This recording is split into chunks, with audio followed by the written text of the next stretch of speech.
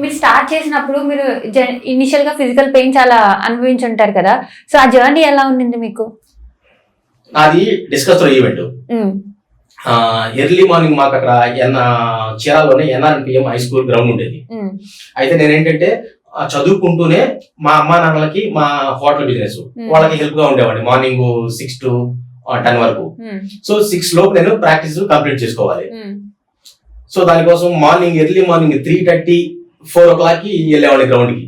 అప్పుడు నాకు వచ్చేసి షూ కూడా అలవాట్లేదు. నేను 2013 నుంచి షూ అలవాటు షూ అలవాట్లేదు.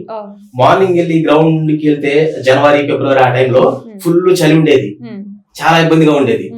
అది వచ్చేసి డిస్కస్ త్రో ఈవెంట్. డిస్కస్ ఎలా అంటే ఒక బెంచ్ ప్రాపర్ గా మాకు హ్యాండిక్యాప్డ్ కి సిట్టింగ్ త్రో ఉంటుంది, ఒక ప్రాపర్ బెంచ్ ఉంటుంది. ఆ బెంచ్ లో కూర్చొని త్రో చేయాలి.